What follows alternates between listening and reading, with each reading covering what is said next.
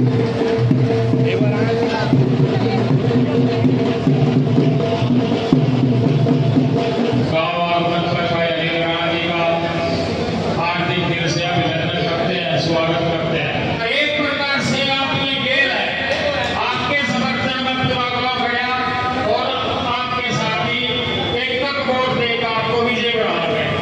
बड़ा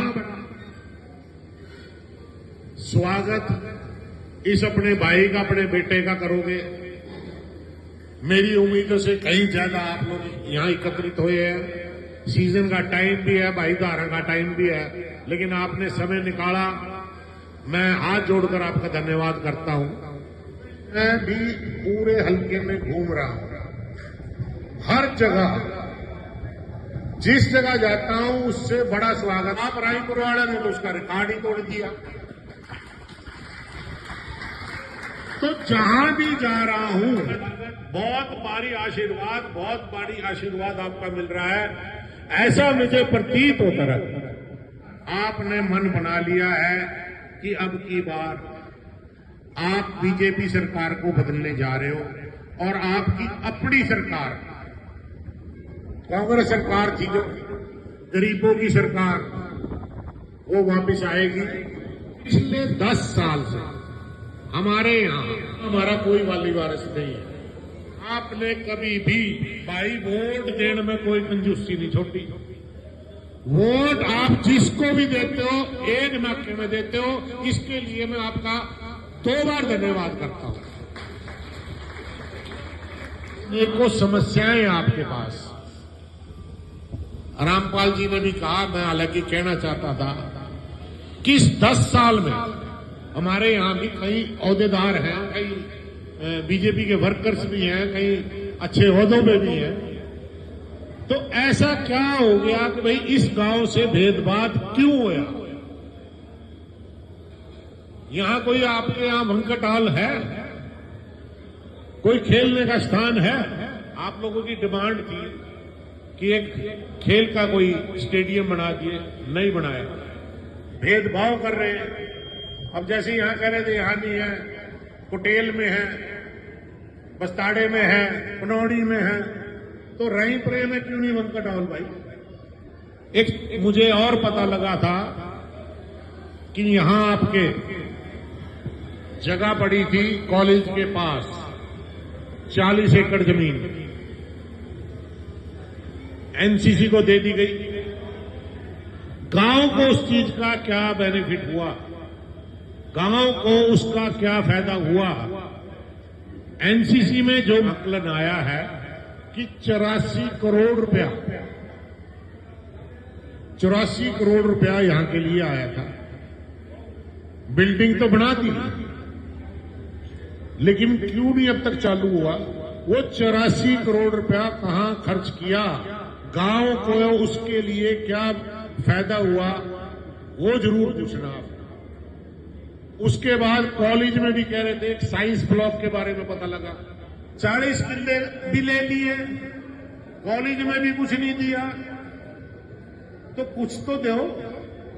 ऐसा तो है नहीं कि रायपुरे में आपको वोट नहीं मिली। और मैं मानता हूं कि चलो वोट नहीं भी मिली, जब एक आदमी चुनकर एमएलए बन जाता है उसके लिए सारा घरौंडा एक हो जाता है, फिर कोई भेदभाव नहीं है। अब मेरे कई यहां बुजुर्ग भी बैठे हैं और सब इनको देखा भी हुआ है। आपके हल्के से 2 बार मेरे स्वर्गीय पिताजी को मौका मिला। क्या कभी कंवर रामपाल ने सिवाय ठाकुरों के और किसी का काम नहीं किया? क्या उन्होंने 36 बिरादरी का काम किया कि नहीं किया? तो जब उन लोगों ने 36 बिरादरी का काम किया तो आज हमारे साथ भेदभाव क्यों? ये चीजें जब कोई आएगा, इलेक्शन आएंगे, हमें भी पूछना चाहिए। जैसे मैं उरे भी देख रहा हूं, मैं भी पूछ रहा था कि उरे पंखे भी नहीं, तब के बाट देख रहे हो कि मैं 3 महीने बाद आऊंगा, मैं ही लुआऊंगा। अरे भाई पंखे नहीं, मैं तो एसी लुआ दूंगा। इस गांव का इतना एहसान है मुझ पे और मेरे स्वर्गीय पिताजी पे, वो एहसान मैं तार के दिखाऊंगा। सबसे ज्यादा आज नौकरियों की बात होती है। आज हमारे नौजवान बच्चे बेरोजगार क्यों? 2 करोड़ रोजगार आपको देंगे। और भैया कांग्रेस तो लुटेरी है, ये तो करप्ट है, इनका सारा काला धन तन लिया गया 15-15 लाख तारे खाते में देंगे, आएंगे 5 पैसे भी।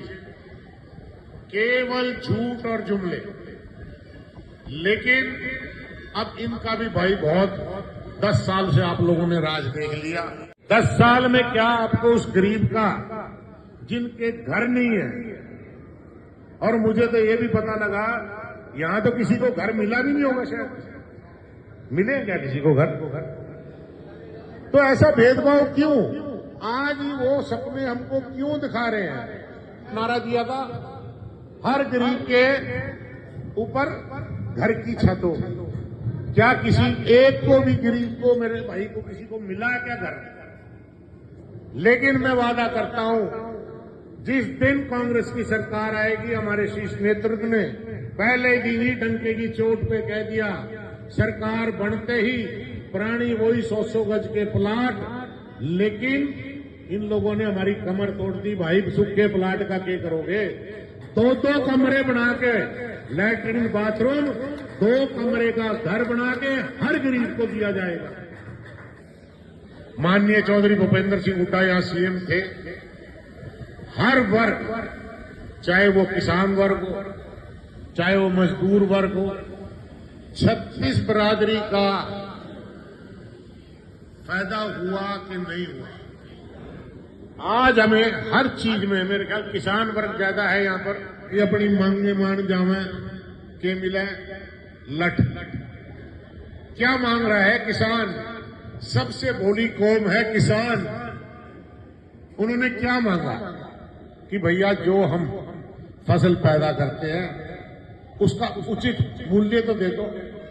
14 में आपने कहा था 22 तक किसान की आमदनी दुगनी कर देंगे। क्या हमारी आमदनी दुगनी हुई? नहीं हुई। पहले बिजली, मैं कई जगह जाता हूं, बिजली की बड़ी समस्या है। पहले भी तो हमारा काम चल गया 250 मीटर के बगैर, लेकिन अब घर घर में मीटर लग गया, हर घर बिल दे रहे हैं। जब पहले काम चल रहा था तो अब क्या हो गया? लेकिन एक गरीब आदमी हमारा वो बिल कैसे देगा? तो इसीलिए सरकार ने कह दिया आते ही 300 यूनिट हर गरीब के, वो कोई भी हो, हर गरीब के 300 यूनिट बिजली फ्री दी जाएगी। वादा और किया था भाई पेंशन हम 5100 रुपये कर देंगे। कहा था ना, कितनी हुई भाई 5 साल में रगड़ रगड़ कर? 3000। कल को कांग्रेस की सरकार आएगी, हमारे बहुत ही महबूब नेता चौधरी भूपेंद्र सिंह सीएम बनने जा रहे हैं। उन्होंने कहा कुर्सी पर बैठने का पहले 6000 बुढ़ापा पेंशन करूंगा। तो हर टाइम आपको धोखा दे रहा है। इलेक्शंस का दौर आ चुका है और भाई ईद का इनकी थोड़ी सी आंख न्यू खुल गई थी, थोड़ा सा झटका था बनाइब का इस एमपी के इलेक्शन में दिया थोड़ा सा और ज्यादा दे देंगे तो ये लाइन पा जाते। सबसे बड़ी बात है रायपुरे में मेरे ख्याल आर्मी बहुत ज्यादा, आर्मी में बहुत लोग ना, फौज का भी क्या हाल कर दिया, उसको भी ठेके में लिया है कि 4 साल में रिटायर हो जाओगे। ये पॉलिसियां लिया के हम लोगों के साथ बहुत बड़ा धोखा हुआ है। और ये क्यों धोखा हो रहा है हमारे साथ कि जब इलेक्शन आते हैं हमें जाति धर्म पर बांट दिया गया है। हमें उससे सावधान रहना है। मेरे सारे 36 बिरादरी के लोग यहाँ हैं। क्या हम पहले एकजुट नहीं होकर रहते थे? जब आप कहते हो रायपुरा 36 बिरादरी एकजुट होकर वोट देती है तो वही तो भाईचारा है। लेकिन इन लोगों ने हमारे अंदर भी जहर घोल दिया। बहुत साल हो गए इस गरोंडा हलके को, यहां से हमेशा ऑपोजिशन का एमएलए आया है। मैं थोड़ा हक भी मानू, देखिए इनका वोटा में तब लटकाट दियो और सरकार बदल नौकरी। इस गरोंडे को जो स्वर्गीय कंवर रामपाल ने सपना देखा था और भाई कसर रहेगी, उस कसर ने मैं आपके सामने वादा करता हूं, मैं 4 चांद लगाऊंगा। देखिए इबकत आनी है कांग्रेस, इबका भूल न करियो। मैं सारे अपने 36 भाइयों का दिल की गहराइयों से, भाई एक बरादरी तक कोई एमएलए नहीं बनता। 36 बरादरी के पास हमें जाना है, 36 बरादरी को अपने साथ लगाना है। ईमानदार जी कह रहा हूं भाई, यह सरकार तारी है, तारी सरकार है, अपनी सरकार बना लो। इनका हाथ जोड़कर विनती है भाई, किसी के बहकावे में ना आइयो। जिस दिन इलेक्शन डिक्लेयर हुआ और एक चीज और करनी पड़ेगी, ये पिछली बार तारी गेल धोखा करके तुमने मेहनत तो बहुत करी, वोटों में कसर छोटी नहीं, लेकिन थोड़ी सी गड़बड़ी करके दे। ईब के हर आदमी को अपने बूथों पे बहुत मजबूती से एक दिन आपको उस दिन निकालना पड़ेगा, और एक दिन आपका और 5 साल मैं वादा करता हूं, मैं आपका रहूंगा। पूरा गांव खड़ा, पूरा गांव ने स्वागत किया। पूरा गांव पहले से ही कंवर रामपाल के साथ रहा, अनिल राणा के साथ है। अनिल राणा जी का पूरा गांव स्वागत कर रहा है, पहले से भी करता रहा है। इनके पिताजी का भी ऐसे स्वागत होता था। और हमारा गांव एक बाबा की औलाद है, एक जगह हम वोट दिया करते हैं और उसके बाद फिर हम हर आदमी कैंडिडेट बनकर पूरे हलके में घुमा करते हैं। एक बार टिकट आने दो, उसके बाद हम दिखाएंगे कि इलेक्शन कैसे लड़ा जाता है। कंवर रामपाल जो हमारे बाबा जी लगते थे, उनको हमने भी देखा और बहुत अच्छे व्यक्ति थे, बहुत अच्छा व्यक्तित्व था और वो हमारे हर दुख सुख में आते थे। अनिल राणा जी है, भाई है हमारे, इनको भी हम बहुत अच्छे से जानते हैं, क्योंकि जब भी हमारे गांव में कोई भी ट्रेजेडी होती है, इवन देन मेरी मदर एक्सपायर हुई, हमारे चाचा जी एक्सपायर हुए, तो ये हमारे हर दुख सुख में खड़े हैं पूरे गांव के, पूरे हलके के साथ। और जो एजुकेशन है, साइंस ब्लॉक बन चुका है, एजुकेशन के मामले में डेवलपमेंट 0% हो रही है हमारे एरिया के अंदर, गांव के अंदर। साइंस ब्लॉक इन्होंने बताया, साइंस ब्लॉक बन चुका है, this is very genuine thing. Science block बनने के बाद वहाँ पे लेक्चरर्स की कमी है, टीचर्स की कमी है, तो उसका कोई बेनिफिट नहीं वहाँ में। दूसरा, आप गांव में राउंड करो, कोई फैसिलिटी हमें अवेलेबल नहीं हो रही है। तो हमने बीजेपी का साथ दिया पिछले 10 सालों में, मगर हमें कोई बेनिफिट नहीं हो रहा। अब यहाँ का जो गांव के सभी लोग हैं अवेयर हो चुके हैं। हम पहले भी कंवर रामपाल जी से बहुत प्रभावित है, मेरा पूरा गाँव प्रभावित है। उन्होंने बहुत काम किए हैं इस हल्के के लिए। आगे अनिल भाई जी को हम जिता के लाएंगे और इनको पूरा मौका देंगे। इनके साथ पूरा गांव खड़ा है, पूरी युवा शक्ति खड़ी है, तो हम इनको जरूर जिताएंगे और इस बार एमएलए बना के लाएंगे। का जो सबसे टॉप का काम किया कंवर रामपाल ने करे, एक बूंद से पानी से तरसा करे थे, बूस्टिंग पंप लगवा कर गरोंडे ब्लॉक में पानी की समस्या खत्म कर दी थी। हर गाँव में पानी पहुंचा गया। पब्लिक हेल्थ के मिनिस्टर रहने के बाद भी सारा काम एक नंबर पर करा। आगे इन पर भी उम्मीद रखा हम तो। ईमानदारी से कह रहा हूं कि मुझे पुराने वो दिन याद आ गए जब मैं छोटा था और मैं कभी अपने पिताजी के साथ इस गांव में आता था। इतना भारी स्वागत उनका होता था। आज मैं दिल की गहराइयों से कहता हूं कि उससे भी ज्यादा स्वागत आज रायपुरा गांव ने मेरा किया। मेरे पास अल्फाज नहीं है, मैं किन शब्दों में इनका धन्यवाद करूं। यहां अनेकों समस्याएं हैं। इस गांव से बहुत बड़ा भेदभाव हुआ है।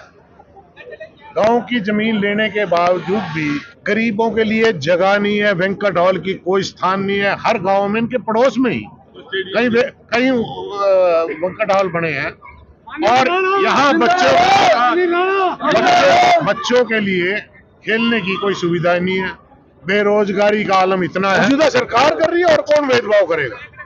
भेदभाव तो यहाँ की सरकार कह रही है, जो बार बार ये कहते हैं यहाँ के विकास पुरुष। तो आप गरोंडे यहाँ के रायपुरे में दिखाओ ना, कहाँ विकास हुआ है? केवल केवल केवल 100 करोड़ रुपए का घोटाला यहाँ मैं रायपुरे में बता सकता हूं आपको। 84 करोड़ रुपए तो इसके लिए आए, एनसीसी के लिए। क्या आज तक उसमें कुछ हुआ है? एक सिर्फ पत्थर की एक इमारत खड़ी करके, इसके लिए तो गांव वालों ने नहीं दिया था। ये था भी ये बन जाएगी संस्था है तो कुछ यहाँ के रोजगार मिलेंगे, कुछ और सुविधा होगी, बच्चों को ट्रेनिंग मिलेगी। कॉलेज में टीचर्स नहीं है, साइंस का ब्लॉक बना दिया, पानी उसमें नहीं, लाइट उसमें नहीं, कैसे बच्चे जाएंगे? सब भाग रहे हैं। ऐसी बहुत समस्याएं हैं। और ये तो मेरा अपना घर है भाई, जो कड़ी विधायक बन गया ना, रायपुरा अव्वल नंबर पे था, अव्वल नंबर पे ही रहेगा।